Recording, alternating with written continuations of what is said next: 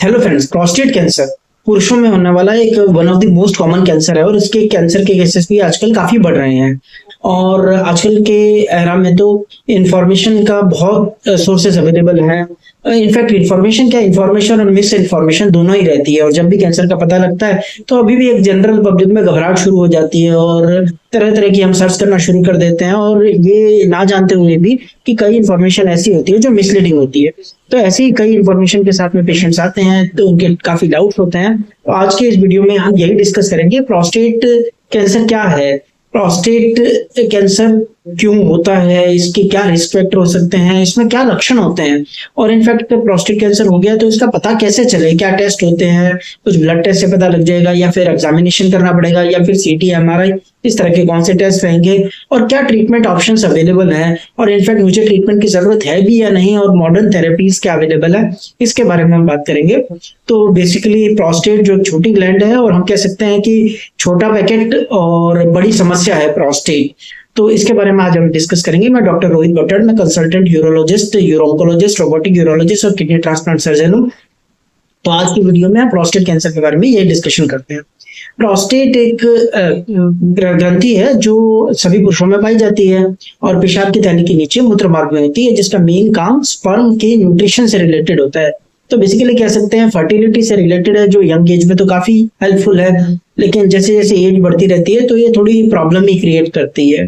तो ये प्रोस्टेट का इन्लार्जमेंट जनरली एज रिलेटेड होता है, और जो एज रिलेटेड है उसे बीपीएच कहा जाता है। लेकिन हम आज प्रोस्टेट कैंसर के बारे में बात करेंगे। जो एज रिलेटेड इन्लार्जमेंट यानी कि बीपीएच है, उसके लिए मैंने एक अलग वीडियो बना रखा है, वो आप हमारे चैनल में वो डिटेल वीडियो देख सकते हैं। तो जब प्रोस्टेट का इन्लार्जमेंट होता है एज रिलेटेड या फिर जो कैंसरस चेंजेस होते हैं वो क्या क्यों होते हैं, क्या रिस्क फैक्टर रहते हैं इसके अंदर। इसका जनरली साइज 14 से 18 ग्राम या 20 ग्राम होता है, और खाली साइज बढ़ना कभी भी क्राइटेरिया कैंसर का नहीं रहता है। तो रिस्क फैक्टर के अंदर देखा जाए तो एक तो फैमिली हिस्ट्री होती है। फैमिली हिस्ट्री मतलब आपके पिताजी के या फिर आपके भाई के अगर प्रोस्टेट कैंसर डायग्नोस हुआ है तो फिर आप कैंसर होने की पॉसिबिलिटी बहुत ज्यादा हो जाती है। इसके अलावा एथनिसिटी यानी कि अफ्रीकन लोगों के अंदर ये कैंसर ज्यादा मिलता है। फिर इसके अलावा एज का जैसे हमने बोला 50 साल के ऊपर होने की पॉसिबिलिटी ज्यादा होती है, लेकिन अगर फैमिली हिस्ट्री है तो 40 के ऊपर रिस्क फैक्टर बढ़ जाता है। इसीलिए कहते हैं 50 के ऊपर कुछ टेस्ट हैं जो करवाए जाए प्रोस्टेट से रिलेटेड, जिससे कैंसर के बारे में डाउट्स क्लियर हो जाए। उनके बाद इन टेस्ट के बारे में हम आगे डिस्कशन करेंगे। इसके अलावा डाइट का कंट्रोवर्शियल रोल है। ये जनरली एक फ्यूल का काम कर सकती है, मतलब अगर किसी के अंदर कैंसर होने की पॉसिबिलिटी है तो इसको बढ़ा सकती है कैंसर होने को, लेकिन ये एक्चुअल में कैंसर करती है नहीं करती है क्या पाना मुश्किल है। डाइट में मेनली तो जैसे रेड मीट है या प्रोसेस्ड फूड यानी कि जंक फूड जो फास्ट फूड कहते हैं, इस तरह की चीजें हैं, ये काफी खराब करती है। और हेल्दी डाइट यानी कि फ्रूट्स, वेजिटेबल, ये काफी हेल्पफुल रहते हैं। नमक कम खाना, जो एक बेसिक तरीका है कि सादा खाना खाओ, अच्छा खाना खाओ, जंक फूड, फास्ट फूड, इस तरह की चीजें अवॉइड करो। फिर ओबेसिटी या सेडेंटरी लाइफस्टाइल यानी कि मोटापा है कि ये भी एक फैक्टर रहता है कि प्रोस्टेट कैंसर के लिए।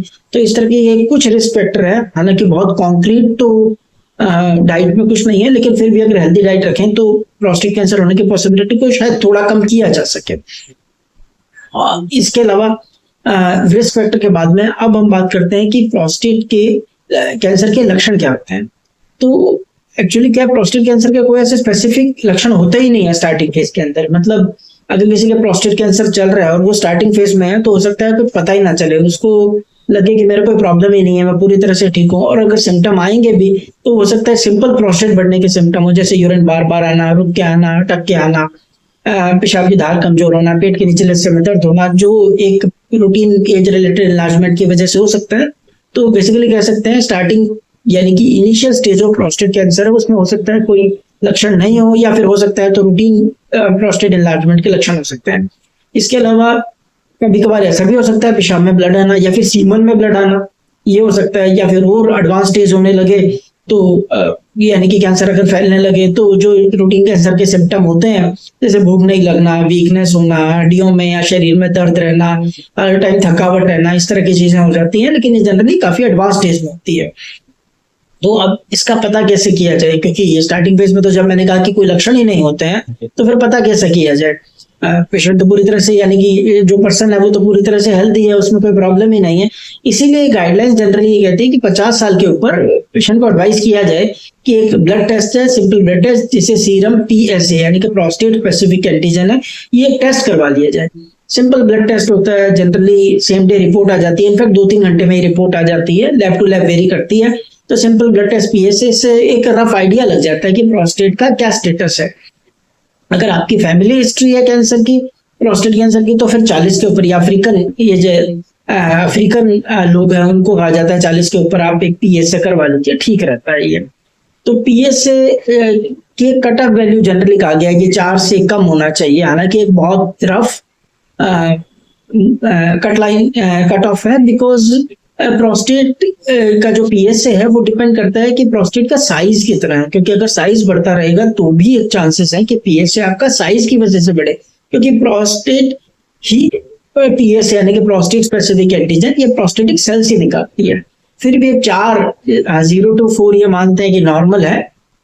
हालांकि जब भी आप अपने क्लिनिशियन के पास जाएंगे तो वो कई चीजें देखा कि पीएसए कितना, आपके प्रोस्टेट का साइज कितना है, फिर इसके अलावा कुछ और पीएसए के अलग कैलकुलेटिंग मेथड्स है, जैसे पीएसए डेंसिटी जो मैं आपको साइज कह रहा था कि उसमें पीएसए प्रोस्टेट वॉल्यूम उसको डिवाइड करके देखते हैं कि कितना है। 0.1 एक क्राइटेरिया कि उससे कम है, या 0.5 से 1.5 से ज्यादा है, 0.1 से कम है तो इसका मतलब अच्छा है, 0.15 से ज्यादा है इसका मतलब कुछ प्रॉब्लम चल रही है। या फिर पीएसए वेलोसिटी, मतलब पीएसए कितनी तेजी से बढ़ रहा है।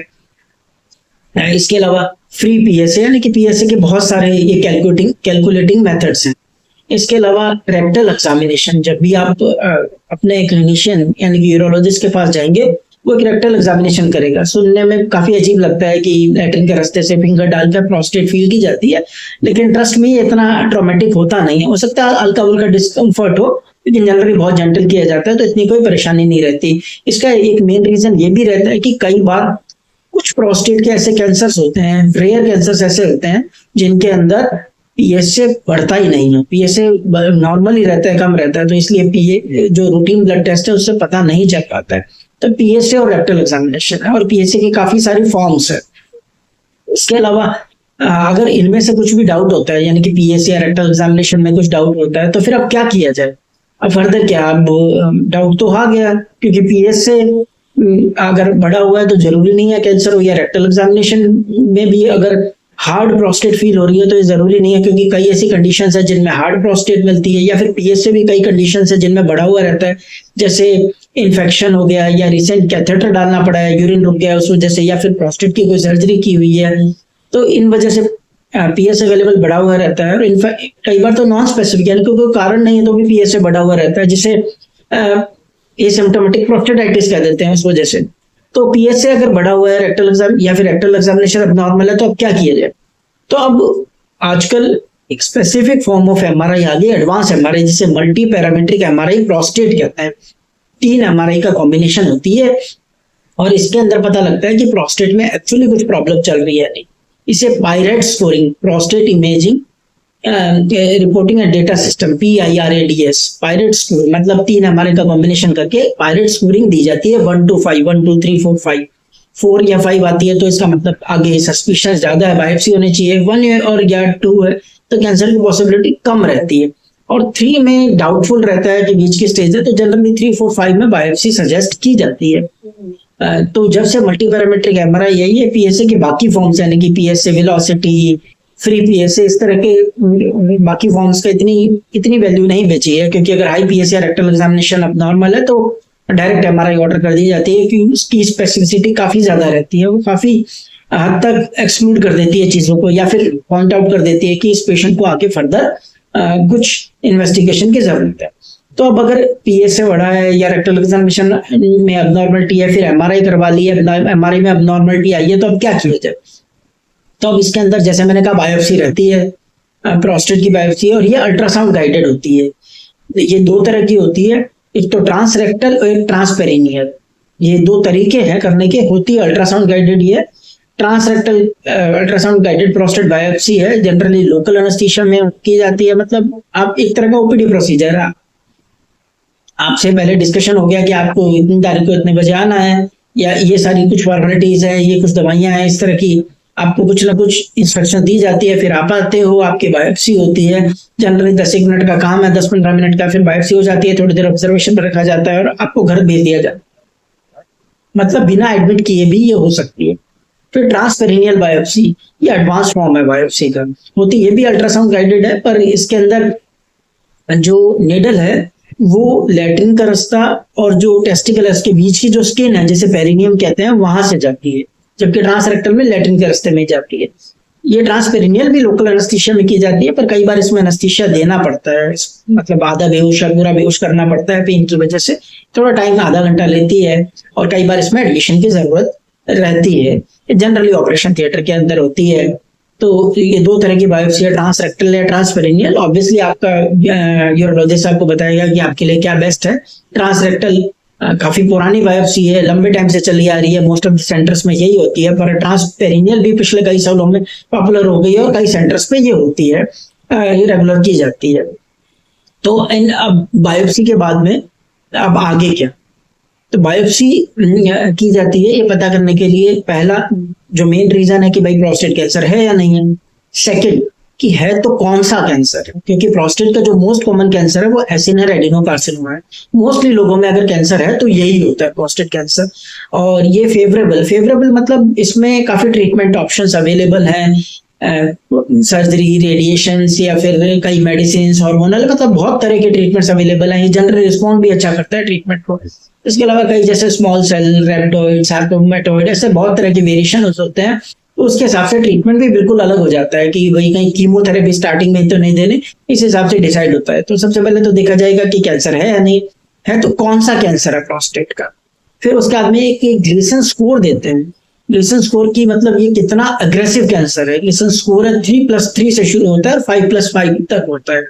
तो अगर किसी भी आदमी ने प्रोस्टेट कैंसर की बायोप्सी करवाई है तो उस रिपोर्ट में से अगर पढ़ा या नहीं भी पढ़ा तो डॉक्टर ने बताया होगा कि आपका इतना है कि स्कोर 3+3 है या 3+4, 4+3, ऐसे करके 5+5 तक नंबर्स होते हैं। 3+3 मतलब कैंसर लीस्ट अग्रेसिव है, 5+5 मतलब बहुत अग्रेसिव कैंसर है। अग्रेसिव मतलब जो सेल की स्ट्रक्चर है वो बहुत खराब हो चुकी है। तो ये स्कोरिंग बताते हैं। इसके अलावा कुछ और भी चीजें होती है, लेकिन इंपॉर्टेंट यही है जो ये बता देगा कि कैंसर है तो कौन सा और कितना अग्रेसिव कैंसर। अब पता तो चल गया कि कैंसर है, अब आगे क्या किया जाए, कि कौन सा ट्रीटमेंट किया जाए या फिर कुछ और भी टेस्ट करवाने की जरूरत है नहीं है। तो हाँ, इसमें एक टेस्ट और होता है, पेट सीटी स्कैन। पेट सीटी स्कैन जो हर कैंसर में जनरली एडवाइस किया जाता है, लेकिन प्रोस्टेट कैंसर में स्पेसिफिक पेट सीटी स्कैन होता है, पीएसएमए पेट सीटी स्कैन। ये होल बॉडी स्कैन होता है, पीएसएमए यानी कि प्रोस्टेट स्पेसिफिक मेम्ब्रेन एंटीजन। तो इसके अंदर जो टेस्ट रहता है वो पूरी बॉडी का रहता है, तो पता लग जाएगा कि प्रोस्टेट कैंसर है वो सिर्फ प्रोस्टेट कैंसर में गए हैं या फिर लीजन प्रोस्टेट के बाहर भी चले गए हैं, आसपास के फैट जिसे लिम्फ नोड कहा जाता है उसमें तो नहीं चले गए हैं, हड्डियों में या फिर किसी और ऑर्गन में चले गए हों। तो ये इससे पता लग जाता है, क्योंकि इसी से आगे डिसाइड होगा कि अगर प्रोस्टेट के अंदर है यानी कि लोकलाइज्ड है तो फिर ट्रीटमेंट, सर्जरी, रेडिएशन में क्या करना है। लेकिन अगर बॉडी के बाहर फैल गए हैं तो हार्मोनल थेरेपी देनी है, या फिर हड्डियों में चले गए हैं तो हार्मोनल के साथ में टारगेटेड या कीमोथेरेपी देनी है नहीं देनी, इस तरह से डिसाइड होता है। और मैं यहाँ जो बात कर रहा हूँ एसिनर एडिनोकार्सिनोमा की बात कर रहा हूँ, क्योंकि मोस्टली लोगों में यही मिलता है प्रोस्टेट कैंसर का। तो अगर पीएसएमए पेट स्कैन बताता है कि प्रोस्टेट के अंदर ही है तो फिर प्रोस्टेट निकालने का एक अच्छा ऑप्शन रहता है, प्रोवाइडेड पेशेंट हेल्दी है और वो सर्जरी को टॉलरेट कर सकता है। ये आजकल रोबोट के आने के बाद में रोबोटिक असिस्टेड रेडिकल प्रोस्टेक्टमी बहुत कॉमन है, क्योंकि इसमें रिकवरी बहुत फास्ट होती है और जो साइड इफेक्ट्स होते हैं सर्जरी के, स्पेशली यूरिन लीक होला, वो जल्दी रिकवरी आ जाती है इसके अंदर। और एक प्रॉब्लम ये भी इरेक्शन से रिलेटेड भी रहती है, क्योंकि कुछ नर्व्स है वो भी प्रोस्टेट की सर्जरी करते हैं तो काटनी पड़ती है। तो लेकिन इसके अंदर ये उन नर्व्स को बचाना आसान रहता है, स्पेशली रोबोट के खुद के इतने एडवांटेज हैं। तो इस वजह से जो सर्जरी रहती है, क्योंकि सर्जरी का मेन गोल रहता है कि कैंसर निकल जाए, आसपास की टिश्यू कम इंजरी हो और पेशेंट को फर्दर कॉम्प्लिकेशंस कम हो। रोबोट इस मामले में काफी हेल्पफुल है। इसके अलावा दूसरा ऑप्शन रेडिएशन का भी रहता है। रेडिएशन की अलग अलग साइकिल रहते हैं, आजकल काफी कॉमन है, जैसे 20 साइकिल्स दिए जाते हैं कि हर हफ्ते 5 दिन, टोटल 4 हफ्तों तक साइकिल दिए जाते हैं। हालांकि रेडिएशन ऑन्कोलॉजिस्ट है, वो इस बारे में ज्यादा अच्छे से बताएंगे कि कैसे रेडिएशन थेरेपी दी जाएगी या सूटेबल है भी या नहीं, क्योंकि हर पेशेंट हर थेरेपी के लिए सूट नहीं करता है। फिर उसके बाद में ये ऑप्शंस हो जाते हैं। फिर जब सर्जरी की तो सर्जरी के बाद में पूरी प्रोस्टेट निकलती है जांच के लिए। फिर उसमें पता लगता है कि जो पहले की बायोप्सी हुई थी उसी के हिसाब से इसमें आया है, या फिर कुछ और ग्रेड जो ग्लीसन स्कोर की मैं बात कर रहा हूँ कहीं वो चेंज तो नहीं हो गई है, यानी कि अग्रेसिवनेस बढ़ तो नहीं गई है। और फिर ये होने के बाद में फिर पीएसए टेस्ट जनरली 4 से 6 हफ्ते पे करवाया जाता है, जिसकी वैल्यू लेस देन 0.1 होनी चाहिए, और उसके बाद में ऐसे ही फॉलो किया जाता है 3 मंथ ईयर्स, और फिर अकॉर्डिंगली किया जाता है कि शुरू में 3-3 महीने, फिर बाद में 6-6 महीने से साल भर करके फिर फॉलोअप किया जाता है।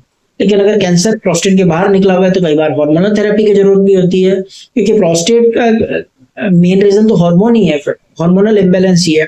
डाइट और टेस्टोस्टेरोन है जो प्रोस्टेट के लिए मोस्ट पोटेंट हार्मोन है, जो टेस्टोस्टेरोन की फर्दर फॉर्म है। तो अगर हार्मोनल थेरेपी की जरूरत है, मतलब अगर कैंसर बाहर निकल गया या बहुत अग्रेसिव कैंसर लग रहा है, तो इसके अंदर हार्मोनल थेरेपी में कई ऑप्शंस रहते हैं। दोनों टेस्टिकल निकाल दिए जाए, सर्जरी है जिसे बाइलेटरल ऑर्किडेक्टमी कहते हैं, या फिर कुछ इंजेक्शंस रहते हैं LHRH अगोनिस्ट या एंटागोनिस्ट। इसके अलावा आजकल एक टैबलेट भी आ गई है हार्मोनल थेरेपी की, रेलुगोलिक्स करके। तो ऐसे कई हार्मोनल थेरेपी के ऑप्शंस हैं। फिर कई टारगेटेड थेरेपी भी है जैसे एब्राटेरॉन, एंजेलोटामाइड, ये टैबलेट्स फॉर्म में आती है। ये डेफिनेटली कैंसर प्रोस्टेट के बाहर निकल के तभी दी जाती है, या हड्डियों में चला गया तो कीमोथेरेपी दी जाती है। इससे आगे की और अगर कैंसर आगे की तरफ और बढ़ गया है या फिर रिस्पॉन्ड नहीं कर रहा है ट्रीटमेंट में, इवन कीमोथेरेपी भी दे दी, तो कुछ लिगेंड बेस्ड थेरेपी होती है, ल्यूटियम बेस्ड।